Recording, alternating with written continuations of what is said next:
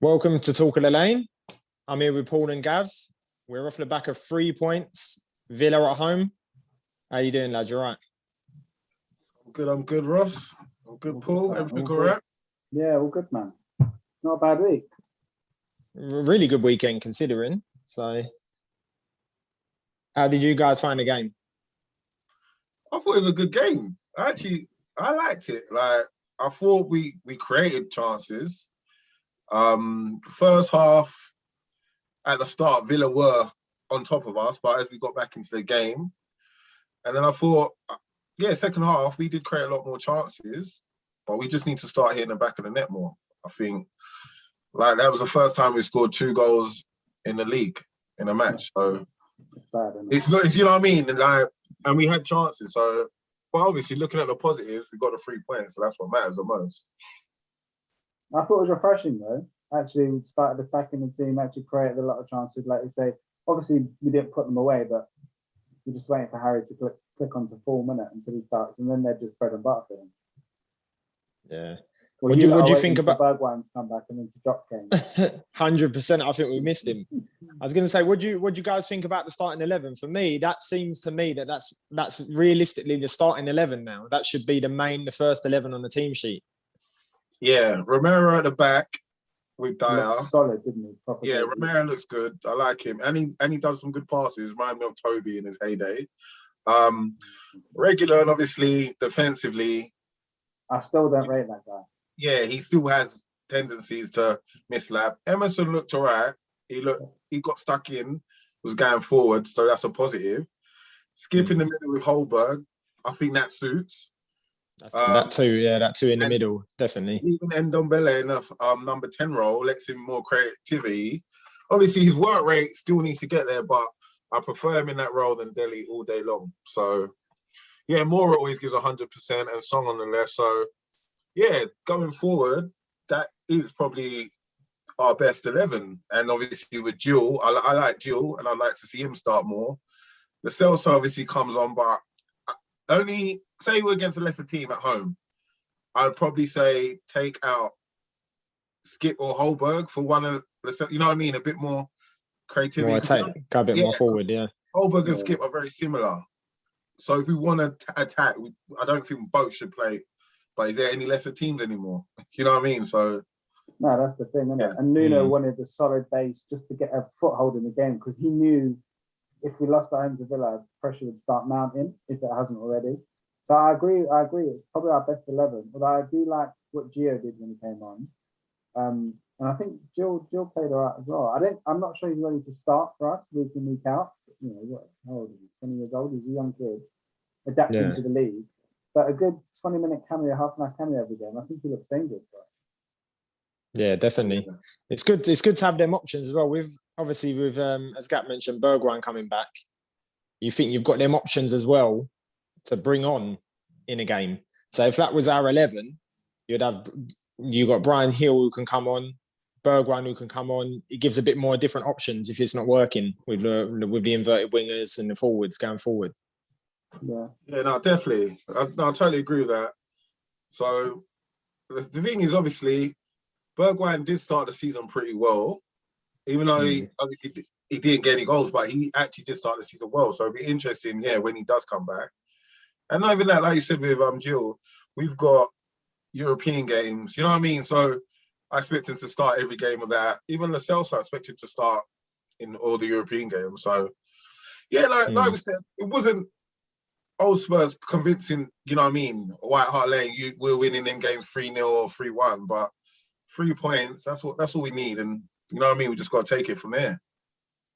Definitely, yeah. We definitely needed it going into the international break as well.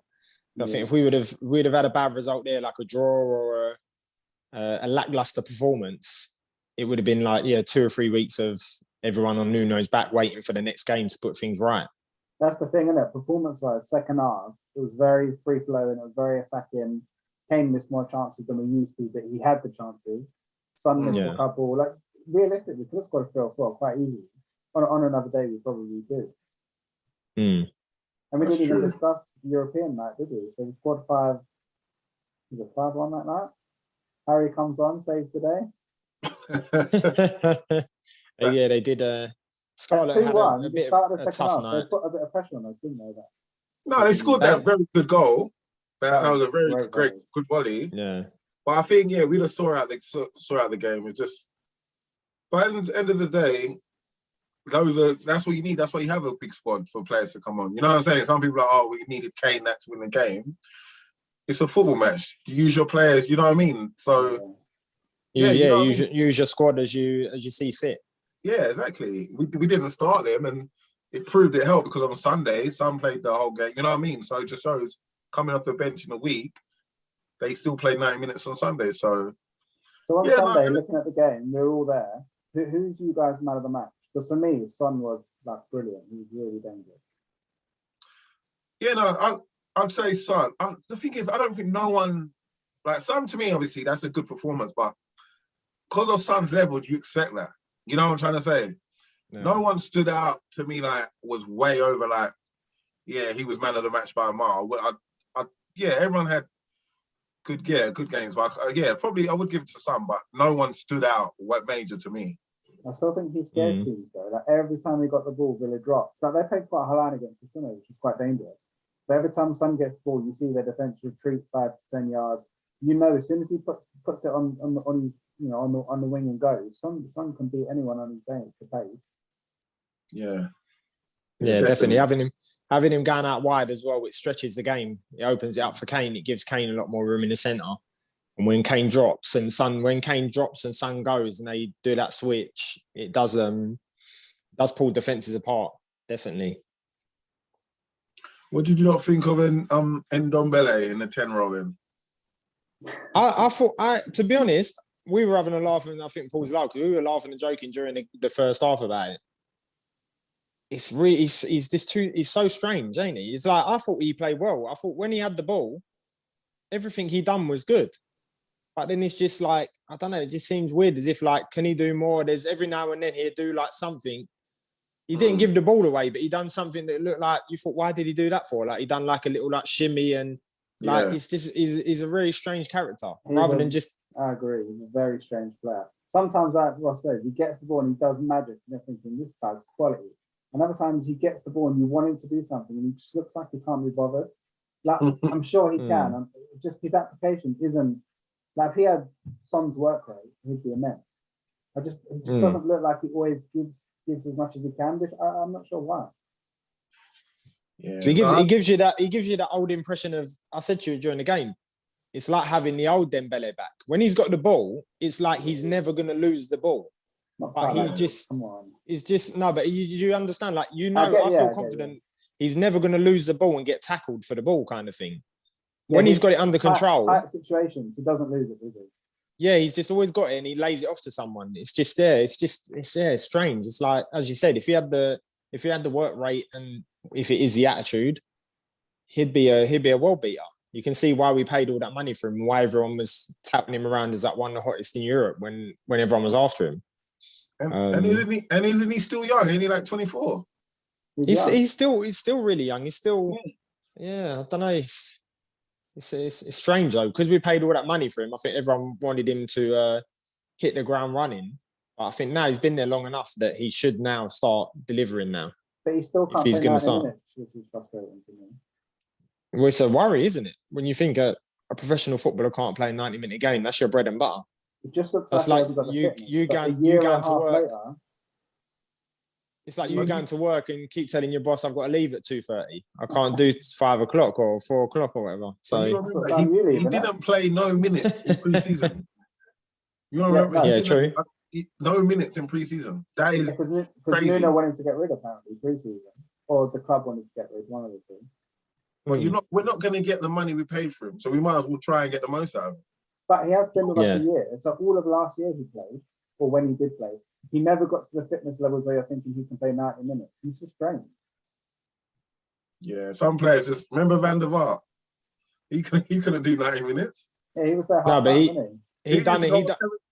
70 minute every game, remember? Yeah, but he done enough by the 60th that he could go off and clap the fans on the 70th minute. That's the difference. Where Tanga's not really here and there. He shows glimpses, but he hasn't really set it alight where he could say. It's just annoying because you look at him and bits he does, you're thinking this guy could do a lot. It just, I don't know, it just doesn't look like it's in his head. Yeah. Well, hopefully in this new role, okay, put it this way. Who would you rather see in the 10 role, him or Delhi? At the moment, we don't even need to answer that question. Or you don't. Well, I don't anyway.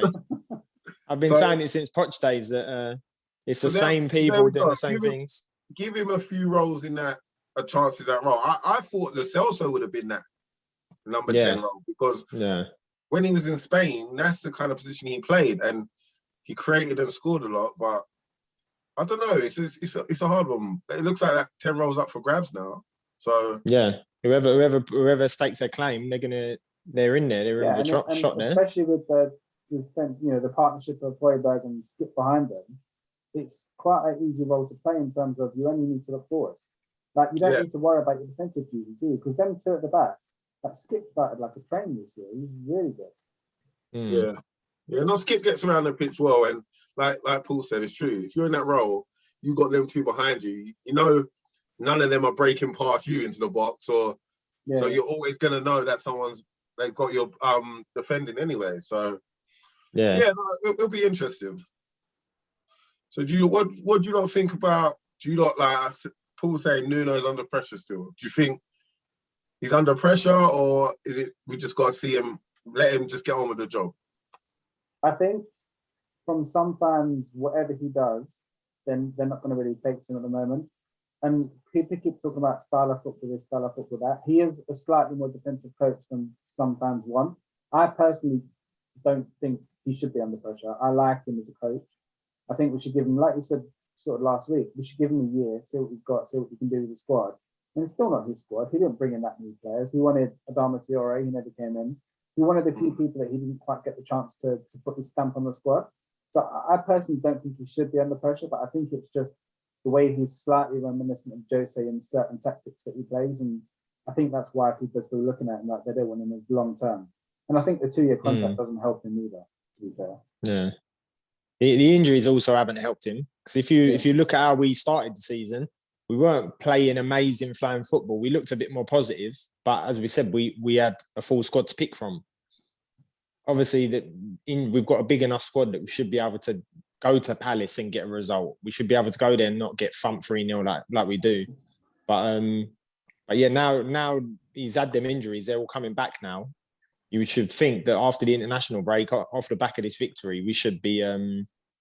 He should really be putting out his, as I said, his main 11. He should know it by now, roughly, and we should be putting out a side that's got a certain characteristic to it, a certain style.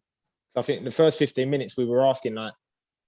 It looked like it was all Villa, and we was like, what is the game plan for Spurs? We couldn't see no patterns in play. We couldn't see what they were trying, whether they wanted to keep hitting the wings, whether they wanted to go through the central. So hopefully now, when he's got all of the squad back to pick from, we should start seeing a bit more of like Nuno's Tottenham, the tactics and the game plan that he wants to play. Yeah, no, I totally agree because he's a new manager, it's a new squad, so no manager's going to come in unless you're obviously Tuchel with Chelsea and got the amazing stars already there to get. It's not going to happen. And I always look back at. I'm not saying Nuno's going to be the next Klopp, but it took Klopp a while at first. When he come to Liverpool, he was getting beat left, right, and centre in games. You know what I mean? They were losing silly games, so it just takes time, and that's why I think the fans, we just need to just. Like at the end of the day, when we sacked Poch, where were we? I think we're 8th, or weren't we somewhere down there? Mourinho, we finished 8th. We're not a top 4 team at the moment. We can't think, we should be top 4. The results, how this league goes at the moment. Look, Aston Villa beat United a week ago. You know what I mean? It's you know what I mean. Leicester 2-0 up, drew with Palace. You're thinking, they're going to win that. So I just think. We just need to relax and just think, you know what? Let's just see how it goes.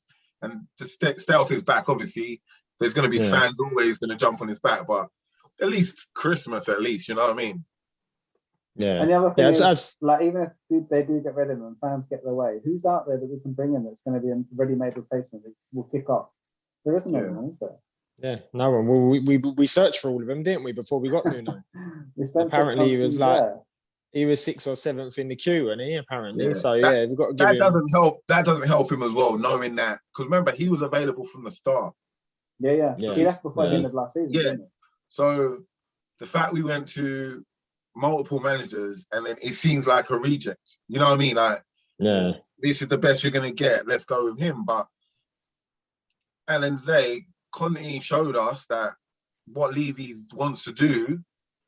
You know what I mean? He don't want to win trophies like that. He wants to bring through youth, spend the least money as he can. So we know it's the board really. No matter who, like Paul said, who would we get now if we sacked him anyway in a few games or a few Yeah. Yeah. Just got. Like they don't want to become the next Watford, do they? What are they on? Like their 13th manager in 10 years or something ridiculous? Yeah, it's crazy. That. Yeah, Watford are mad. But it's good to see Claudio back in the league, no? Good character to have back there, back on the touchline. Yeah, no, that'll be a good.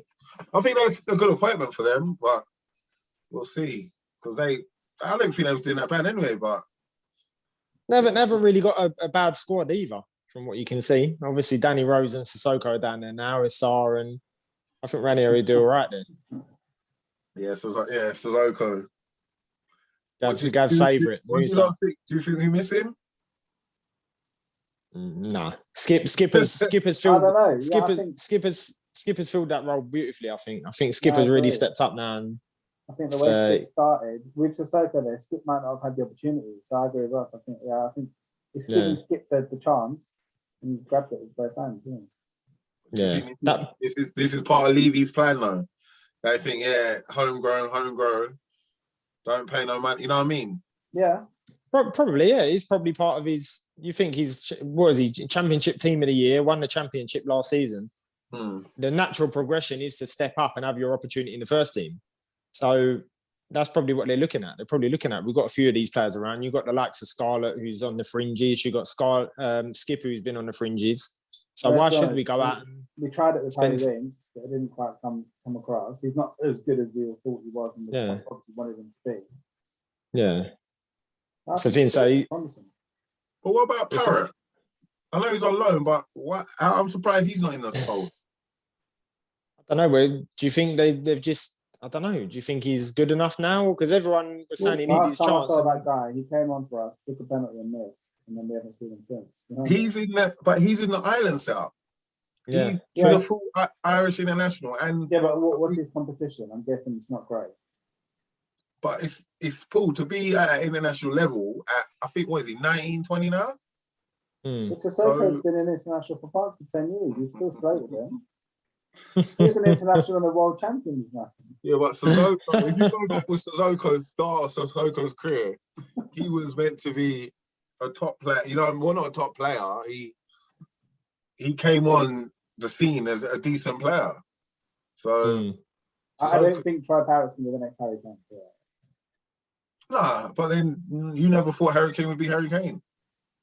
Yeah, you just got to rush it. You got to rush it. Was to go against Slovenia, but he couldn't. Don't worry, Scarlett will come good. Remember, this is recorded, so we'll play this back. Who do you think is going to be a bigger player for us in the future? Troy Parrott or James Scarlett? Scarlett. And do you think Skip's going to be bigger than both of them? Because he's on as well. But the thing with midfield, which is always hard as a midfielder, you've got to keep going to the next level. Yeah. Like, I remember when Winks come in, everyone was like, Winks is good, rare. He never developed. I remember when Carroll came in. And I was just about to say Carroll. Yeah. People, he's going to, but you've got to develop. Like, you've got to take it to the next level because you're just going to end up, you know what I mean? Just be a stand. Like, look at even when we had players like Livermore, even Huddleston, great on the ball. You know what I mean? Yeah. But you've got to. They kind of hit this. They hit their ceiling, don't they? Kind of thing, and don't really go any further. And that's the thing, and that's why even when I look at West Ham and Rice, how far can he go? You know what I mean? And that's the thing with Skip. Skip, great season last year, first of in the championship. This year, proper season in the Prem. this cap, like, you know what I mean? We expect if he does a good season this year, next year he should be knocking on the England door. You know, Yeah. like that's the kind of definitely. level. If we want to be top 4, we need a player. Our midfielders should be in the England squad. So Yeah, they are the Yeah, kind of players you should be developing if you want to develop players for the Premier League. Yeah. If you want to be a big club and you want to compete, these are the kind of players that should be coming through your academy and your club. The downside to Skip is obviously Bryce and Phillips have peaked at a good time for them. And they look quite solid still, I think, Bryce and Phillips in England. And look, prime example, look another one that the Chelsea lot, Loftus-Cheek. He, years ago, you thought this guy would have been playing week in, week out. Yeah. Hudson-Odoi was the same. Huh? Hudson-Odoi was the same. And Ross Barkley. The guy don't even play for whatever. I don't think, has he played a Prem game yet? So Didn't he play a cup game or something like that? I think I'd see him somewhere. I think he did come on in a cup game for them or something.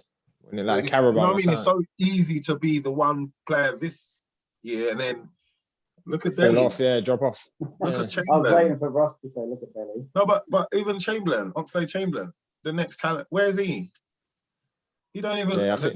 Yeah, he got injured though, didn't he, at Liverpool? When he went Liverpool, got injured and that. But Skip does seem like he's got the right head and that. So yeah, I'm enjoying Skip in there. Yeah, it's a very good partnership. It's one of the most positive things that you do see on a team sheet. You look for them. You look for. I think at the moment we're looking for Romero. We're looking for who's going to partner Romero. Then you look for Skip and Holberg, and then obviously the front three like picks itself near enough. Realistically, you always know Son and Kane are going to be up there with either Bergwijn or Lucas. Kind of thing. I think it's going to be. What do you reckon? It's going to be Lucas fighting it out with Bergwijn and Gil to be starting that front three. Yeah, definitely. I think Lucas at the moment, obviously, is the main starter. He always gives 100%. I noticed and he comes a lot more central now. I noticed now. Yeah. He likes to get on the ball, turn and just run, which is good. So, yeah, like I said, I can't complain. What are we in? 7 games in? You know what I mean? Yeah. We've had about 4 points off the top. Yeah, it's not the worst start. Yeah. 4 points off the top. Jesus, that's a nice way of looking at it. No, but we played Man City, Chelsea, and Arsenal already. Yeah, and United look like they're dropping points for whatever reason. They lost to Villa, they're due with Everton. Obviously, they're great results for us. Yeah, it's still at that point where 1 or 2 games can jump you up 5 or 6 places either way, down or up, kind of thing. Like one result here or there. I think it'll be another 3 or 4 games before people start really breaking away, before groups start, before you get your top half, your middle half, we and play bottom United half. soon, don't we? A couple of weeks. So I think if we can win that game, I think we can be competing with United for full if we get our act together and actually everyone knuckles down for Nuno. Because the top 3 is the top 3. No one's touching City, Liverpool, or Chelsea, let's be honest. But United is something I think we can shoot at. Yeah, I agree, United. But I still think top 4 for us is out of it. I don't think we've got enough quality to sustain a whole season to compete for top 4. No. I can't see. We don't we don't even have a backup striker. Like Scarlett's young, you know what I mean? Huh? No, it's true. You know what I'm trying to say? You don't have a backup striker. Our backup striker is our starting winger. Come off the bench. If Kane and Son are starting, and say we've gone 60 minutes and we need something different, a goal, who's our goal threat on the bench? We haven't got one. We ain't got one, no. Yeah, and I'm proven Spanish under 21 or whatever. In Brian Gill, he's probably the most attacking minded out of who you're going to bring on. And take away Kane and Son, who's going to get double figures in that team? Well, that's why we're lacking goals. Right. I mean, you'd be looking at Lucas or Bergwijn. Probably Lucas more possible, but I don't think. So we are Bergwijn scores one every 2 weeks. No, 1 every 2 months, more like. Not even that. Like, he scored 1 banger against City. That's all I can remember from Bergwijn. No, he scored another banger against, was it United? Villa last year. Was it Villa last year where he put 1 top corner? The game we lost. He did score a decent goal. Yeah. When he we lost the game. I think he's with Bergwijn, I think he's He's powerful. He's got a bit of pace about him. A good winger. I think his end product, obviously last season, his end product was disastrous for us. There was times at like Anfield where he could have won us a game 2 or 3 times over and then just missed in the final third. So if he gets like shooting boots on, it'd be all right. Yeah. It reminds me of Chadley. He looks like he should be good and he's got all the potential. Start me off with Chadley. Why do you hate all our players now? Chadley was so frustrating. He still plays for the number 1 national team in the world. Yeah, that's what it is. Frustrating is the word. Frustrating is the word. Because you can see it in Bergwijn. You can see he does all the right things. Like in the game against City at the start of the season, he was like you would say a top Premier League player. Yeah. All he needed was a goal here or there, and you would be like, yeah, that's a top performance. So now he's got in. Hopefully, the confidence is flowing, and he's going to be straight back in there. This could be a season where he knuckles down and starts putting in like top performances, kind of thing. And he's not even that old either. No, he's young as well. He's like 24, 25. So they've all got plenty of potential, but it's time. It's a lot of positives, start positives. delivering. We've just got to start building on it. Yeah, definitely. So next game, we've got Newcastle away. We're in on great form. What do we think? Well, I expect 3 points. We historically don't really do too well up there, do we? We're terrible up there. I can't remember going up there. I can't remember really going. I think the last time I remember going up there was when Delhi score and Ben Davies. I think we won 2-0, but that was about 4 or 5 years ago. I remember going down to 10 men and losing, was it 4-1, 5-1 in the final day of the season 1 year? Last day of the season, yeah. Newcastle they've started the season poorly. Oh, I'm looking at the table now. So 7 games, they've got 3 points. I expect us to win that. Like, if we want to be top 6, we've got to win those games. Not even top 4. That's, you know what I mean? Newcastle been poor. We should go there and get a result because they're even finding goals for them is hard. So, I expect to win that. 2, draw 3. Yeah, if you look at their squad on paper as well, our squad is. We don't usually say that. We're much more powerful than them on paper, definitely as well. So squad wise, but the thing is, international break always messes us up. Yeah, hopefully everyone comes back fit. So Romero's gone away again. Gio's gone away again. Oh, are they allowed this time? So there's talk of them coming back early to quarantine in time for our next game. I think it's all a joke. Like, it's all like, the thing is, they go as the team, the international team. So they all get tested. They're all on the same. They're not getting a standard EasyJet flight with everyone else. They've got their own, you know what I mean, airline. Their own bubble, Yeah. So why do they need to isolate when they get back? Is it because I don't get it. If they they get tested. I think it's just because it's a government ruling, isn't it? It's like, how are they going to let the footballers come in if me, you, and Paul want to get on a plane? We've got to do the same. Yeah, I agree, but we go to mingle with everyone. They're in a football confined. They have to play. I know what Gap's saying. Like, they do go shops and they do mingle with whatever, but they get tested so much more frequently than we do. Yeah, like, they probably get tested every 2-3 days at Tottenham Lodge to be able to play at the weekend. They're not even allowed to go shops on their own out there. That's how the bubble is. The bubble is they all stay. I'm guessing they all do. Don't you remember last year they were at one of them West Ham players' party and the wives and the girlfriends and the friends were there, and I'm guessing they do whatever they do outside, which is fine. But every Premier League weekend they do get tested beforehand, so they haven't got COVID. So I agree, they shouldn't really be subject to quarantine when they get back. Yeah, I think that's silly. So what? They've gone away. So if they get back, I think they play one game, the first game, then they can come back in quarantine time. But they play the second one, I don't think they'll miss the Newcastle game. And then there's talk of Kane being rested for England's away game because they're playing on a fake pitch, on a plastic pitch. And I think Southgate's worried about Kane's ankles, which is good for us. About time an international worried about our players. So he may not play, to be fair. But he only wants to play to break the record. Some of these games he doesn't need to play now for England. They can rest him, but he wants to start. captain, of course, he's going to want to start every game.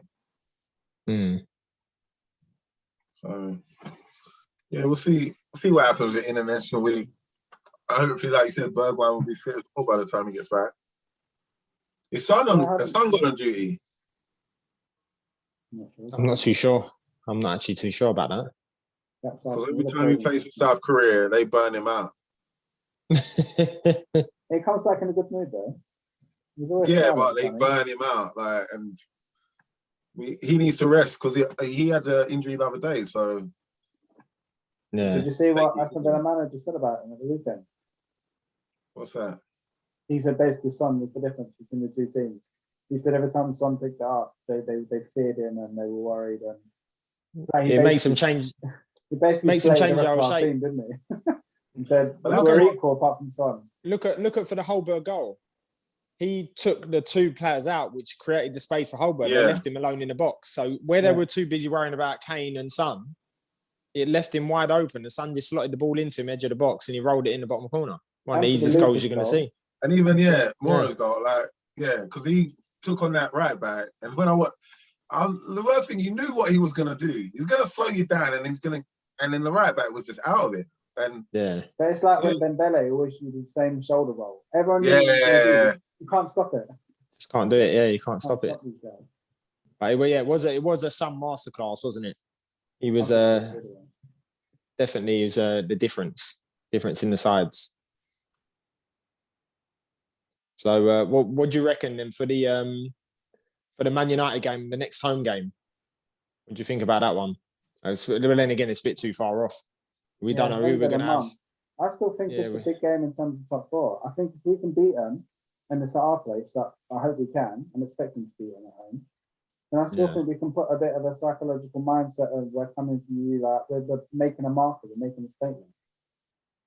Yeah, because they haven't really been playing well, have they? Really, when you think of the signings they've made and all the money they spent, and a couple of Ronaldo late goals, we've glossed over a couple of their cracks. And if he hasn't scored them goals, they're probably sort of points with us level, maybe even below us. But I think the way we play will suit them. I think just sitting off them a little bit and the way we play, not even sitting off. We're going to be at home, so we're going to attack. Well, we're going to try and attack, and I think that was United's counter-attack. You know what I mean? It's giving them space. If we play like how we played against Chelsea first half, Chelsea just about survived, and Chelsea better than United. I can't see United survive. Yeah. It's just obviously the problem for us is playing like that for 2 halves. We seem to struggle. Yeah, I agree. Yeah. Well, hopefully, touch wood, everyone comes back fighting fit, and Nuno has a full squad to pick from for the next few fixtures. That's what we need, a good run of games with a full squad so that he can get the right team in there and get everyone singing off the same hymn sheet. Yeah, definitely. So at the moment, like I said, for me, Nuno's still in. And I'd say I'm okay with the start of the season, so I'm not going to be here. Usually I'm Mr. Negative, but nah, I'm all right. Usually you're Mr. Negative, Ross is Mr. Positive, and I'm in the middle. We've all changed roles now. I'm in the middle at the moment. I'm positive. I'm on the up. I'm on the up again. But I've been negative the past few weeks. You're still Nuno in there, right? Oh, definitely. I think, as I said before, I know you're going to say Delhi this and Ross is getting on Delhi's back, but even the Chelsea game, I thought we played so good that first half, and if we would have rode it out a little bit longer. And as I said, someone like Delhi, every year, it's the same kind of players that have been there for so long. Every year we get the same kind of hiccups, like someone not jumping for a header, giving them a free header and a goal, and then we crumble. I agree and that's happening again and again and again. But putting Delhi against Thiago in the air, Thiago Silva, it's not a fair contest, is it? Thiago Silva is way better than No. Totally, I agree. But he didn't track his run. He didn't put him you got to try for it. Yeah. Put him off. Even if you put Skip on him, he would have jumped with him and maybe got in the way of him. Yeah, just he might not have got a free header on it. He might not have directed, but put it over the bar. But it's just the fact of every year you say the same things happening every year, and it's the same players that have been under every manager. So under Poch, we were having these issues. Under Jose, we're having these issues. It's the same one. So now yeah, obviously now it looks like he's kind of lost his spot in that 11 now. And did you see in an interview, Dele actually mentioned that corner? He did admit it was his man, his fault. He did track the run, and he's going to start working on things like that. Yeah, hopefully he does. But it's took how long has it took him to realize that now? 5 years. That's basics. It's like you shouldn't need to come out as a pro footballer and say no, I agree. Yeah. You know what I mean? It's basics. If that's your man on the corner, that's your man on the. You know what I mean? You can't just I've got to work on it. No, you should have been working.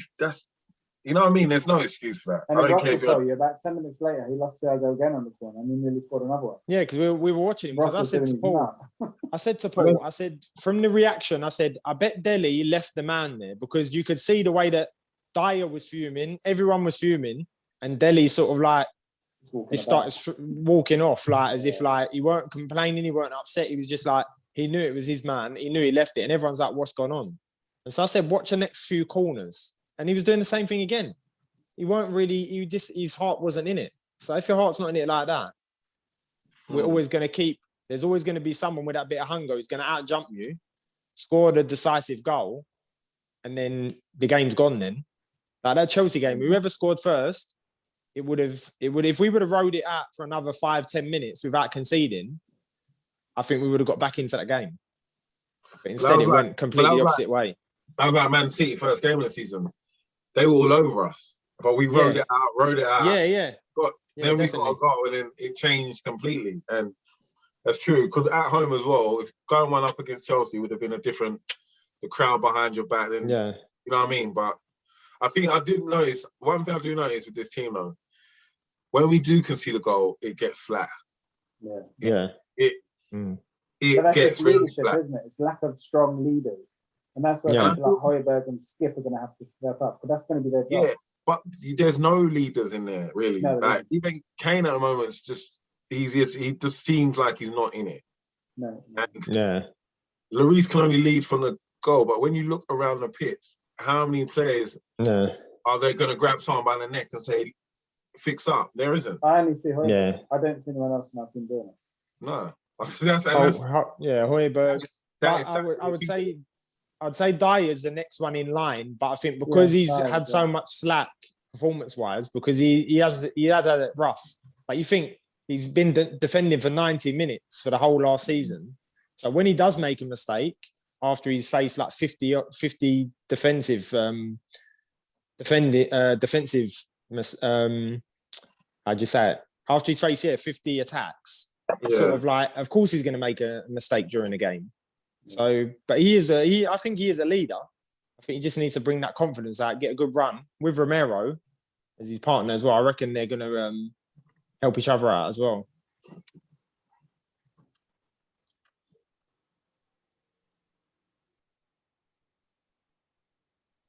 All right.